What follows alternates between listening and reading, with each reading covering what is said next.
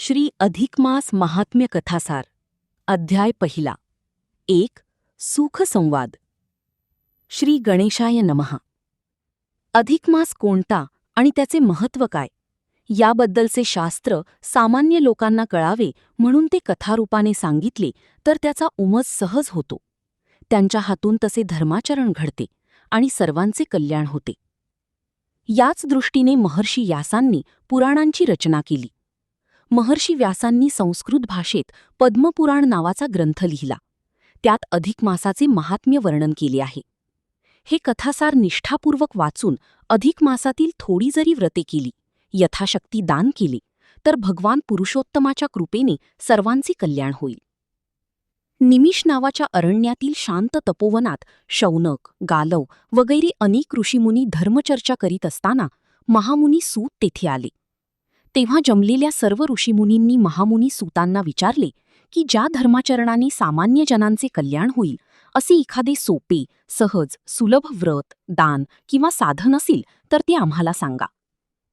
तेव्हा महामुनी सूत म्हणाले, आपण मला जो प्रश्न केला तोच प्रश्न पूर्वी लक्ष्मीने भगवान नारायणाला केला होता.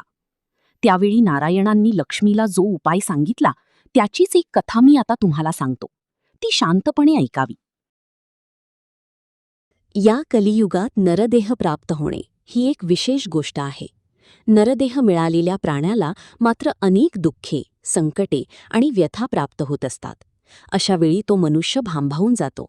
शरीराला, मनाला खरे समाधान, शांती, सुख कसे मिळेल याचा उपाय तो शोधित असतो, पण मार्ग लवकर सापडत नाही. संसारात अनेक समस्या असतात. यामुळे माणसाचे मन विषण्ण होते. शरीर, आत्मा मलिन बनतो. अशा वेळी शास्त्रकारांनी मलमासातील आचारधर्म पाळण्यास सांगितले आहे. ते जर श्रद्धापूर्वक पाळले तर सर्वांचे कल्याण होते. लक्ष्मीनारायणांचा अशा प्रकारे सुखसंवाद चालू असता लक्ष्मी म्हणाली, हे देवा, हा मलमास म्हणजे आहे तरी काय, आणि त्यात कोणते आचारधर्म पाळले असता सर्व मानवांचे कल्याण होते याबद्दलची संपूर्ण माहिती मला द्यावी. तेव्हा भगवान विष्णू म्हणाले, ती माहिती खूपच मोठी आहे, तरी साररूपाने तुला मी आता ती सगळी माहिती सांगतो. ऐक. सूर्याच्या गतीवरून सौरवर्ष आणि चंद्राच्या गतीवरून चांद्रवर्ष अशा दोन्ही प्रकारची कालगणना या पृथ्वीवर चालू आहे. परंतु या दोन कालगणनेत दरवर्षी सुमारे 11 दिवसांचा फरक पडतो. तो फरक दूर करून 2-3 वर्षांनी चांद्रमासात एका अधिक महिन्याची भर शास्त्रकारांनी घातली आहे. हा अधिक मास म्हणजे दर 3 वर्षांनी एकदा येणारा या 12 महिन्यातील 13वा असा एक विशेष महिना आहे. त्याचा महिमाही विशेष असाच आहे, कारण या महिन्यात सूर्य कोणत्याही राशीचे संक्रमण करीत नाही. सूर्य हा प्रत्येक महिन्यात एका राशीचे संक्रमण करतो, तर चंद्र हा प्रत्येक महिन्यात 27 नक्षत्रे भोगीत असतो. अशा रीतीने दरवर्षी त्यांच्या गतीत सुमारे 11 दिवसांचा फरक पडतो. आणि मग दर 3 वर्षांनी या कालगणनेचा मेळ घालण्यासाठी ज्या महिन्यात सूर्यसंक्रांत येत नाही तो विशिष्ट महिना अधिक मास म्हणून पाळला जातो.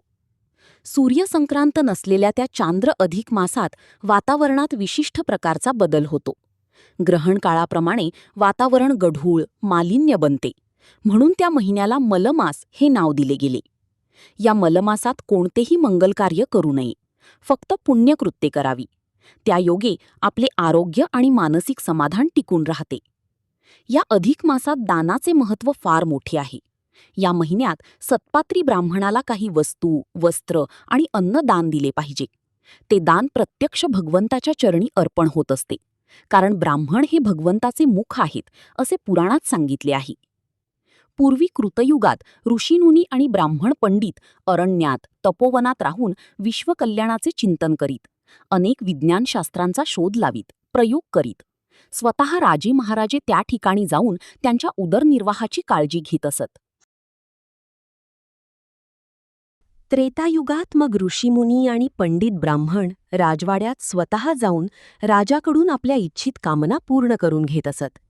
द्वापार युगात राजे महाराजे लोक मोठे मोठे यज्ञ समारंभ करून त्यात ऋषीमुनी आणि विद्वान ब्राह्मणांना मुद्दाम निमंत्रणे करून बोलावीत आणि त्यांना भरपूर दान देऊन त्यांच्या उदरनिर्वाहाची काळजी घेत.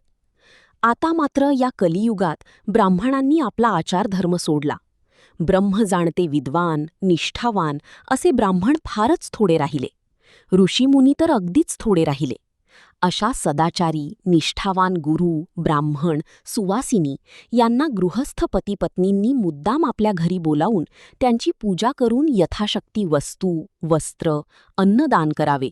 मिष्ठान्न भोजन देऊन, विडा, दक्षिणा देऊन त्यांचा आदर सत्कार करावा. अधिक महिन्यात ब्राह्मण पूजेचे आणि त्यांना दान देण्याचे पुण्यकर्म जसे श्रेष्ठ आहे, तसेच गायीची पूजा आणि गोदानाचेही महत्त्व फार आहे. ते आता दुसऱ्या अध्यायात सांगितले आहे. ओम. अध्याय पहिला समाप्त.